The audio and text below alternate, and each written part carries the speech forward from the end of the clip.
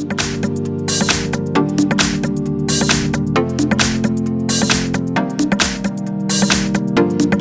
I've got LG K50, and let me show you how to locate IMEI and serial number on the following device. So at first let's open the phone dialer and then enter a secret code, which is *06#. And as you can see, both IMEI numbers just pop up. They are dedicated to both SIM cards you can include to this LG. Then let's go to the second method, a bit longer. Let's open the settings at first, then pick General, scroll down and open About Phone. Here it is. And now click on Status, where you can find both IMEI numbers. Here they are. And let's go back.